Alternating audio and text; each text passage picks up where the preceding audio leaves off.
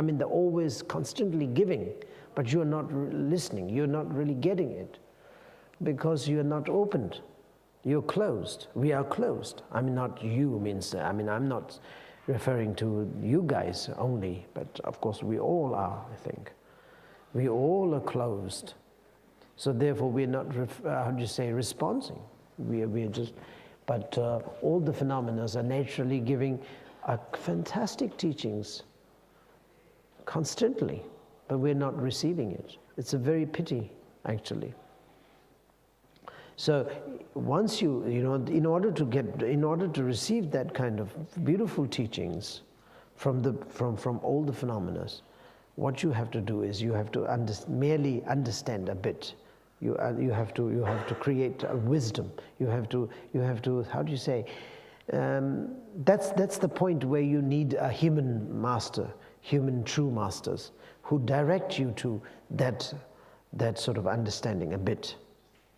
And then, of course, after that, human master wouldn't be able to do much, you know. Human master, the master is master who is in the form of human, who has, again, a very great deal of experiences.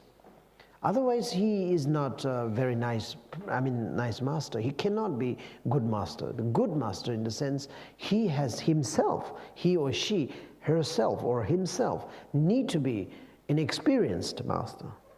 So that kind of master, you need it very badly in that point, in that period, that period of time. You really need him, need his teaching. And then he will guide you to that sort of gap, a very little gap. You just let him let you. He will sort of push you there, and then let you see by yourself. And then he will say goodbye. You know, that's the thing.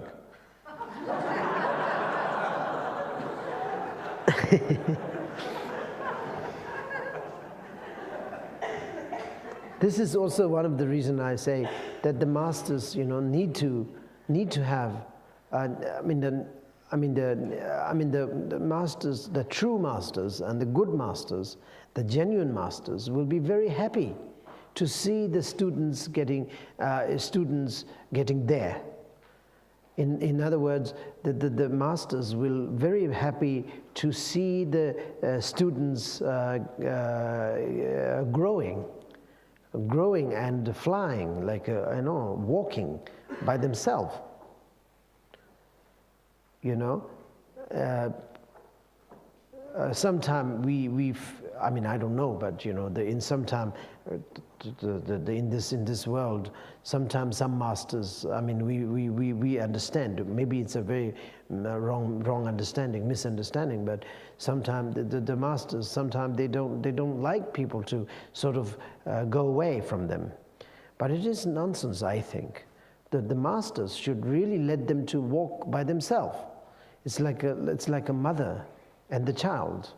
The child, when child starts walking by itself, by him or herself, by themselves, the mother will be very happy to see them walking, you know, rather than always you need to sort of follow the baby all the time, and that's it. That's, yeah, okay, 1 year, 2 years, or 3 years is okay, but then not more than 3 years. And then 4 years, 5 years, 6 years, you have to do this. It's a very big disappointment. What is happening now, you know, with my baby? It's a very bad news. You know, it's a very bad news. But you know, once mother starts to see that baby is walking, that's very good. So you'll be so happy. This is similar.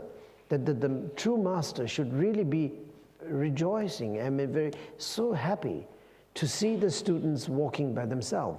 Means to see the students getting there. And so then one day, sooner or later, then definitely, of course, the appreciation would be lasting forever, but they don't really rely on you, and which is very good news. It's not disappointing news. Why that master should be disappointed and say, "Oh, my student left me, you know, alone, and now they're gone." No, of course, they're gone. Very good. You know, they have to be very happy, rejoiced about it, you know. If I were them, I would be dancing, you know. I would be having big party that my student's gone, because it's, why should I cling with the students, you know? I mean, students are there because they need my help. So therefore I helped. I helped what? I helped for them to be free. You know, I helped for them to be, how do you say, to be able to stand on their feet. And that's it. And now their foot or their feet, I don't know how to say, but anyway, and that's it. And then they're standing, and now they're going. So very good. Go ahead. Oh, you know, here they are. It's a very good news. Really, it's a very good news. It's a really rejoicing news. So this is the thing. I mean, the masters should not really have an attachment to the students. For what? For God's sake. Yeah, this is what I'm thinking. You know, I usually really strongly believe in that. Really, it's nonsense. Actually, it's a big fault of the masters to cling with the students for some egoistic reason. I think, I don't know what the reason is, but. So this is what I'm saying. You know, the meditation, of course, that's the kind of a little gap that the master really need there. Master has to really sort of really put you in a shape. And once you did it, I mean, it shouldn't be taking long. I mean, I don't know. It depends on your diligence and all these things. But you know, it shouldn't be taking that long. It shouldn't be. I mean, at most 10 years or maybe 7 years or something like that. I think it'll be okay within that period of time. It'll be okay, and then you should really be meditating on and then developing the contemplation skill of contemplation, which actually means the familiarizing yourself with the nature of the phenomena. The opposite of concept of what we are having now. Right now we are very far away from the nature of the phenomena. We are very close to the existing part, like whatever this is existing here. That is very close. That is in our system, very much in the system.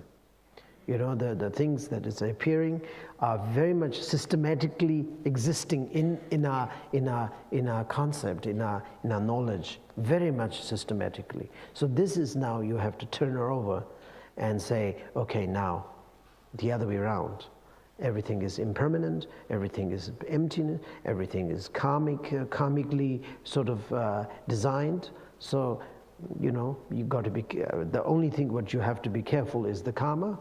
And the only thing you have to really rely on is the emptiness, I mean the shunyata, and the impermanent. And then the only thing what you really have to sort of grab is that the emptiness, and then that's it. Emptiness means the nature of the phenomena. That's all. So three of them makes you, I mean, creates the whole thing, whole meditative state of mind or whatever phenomena around you. That's all you need. That's all what you really have to be familiarized with. You know, right now we are familiarized with the things that is opposite of the truth, the nature. So this is the part that is a bit of difficulties because it's a kind of a big thing you have to turn over. And that's a kind of a heavy procedure, I would say. It's a kind of a procedure that's a little bit problematic because you are very familiar with that, very familiar with the things that is around you are existing, very much existing. Therefore, we are suffering a lot also because all is existing very much, and it has to be like this. And you create, and also like, for example, like a smell, for example. You know, I want this smell, you know, or this is very good. So this has to be always like this. But then when it goes off, and when some nasty smell comes, oh, that's terrible, you know. So it's a suffering again. It's a terrible. I don't want that, you know. So this is what, why? Because you think that it has to be like that.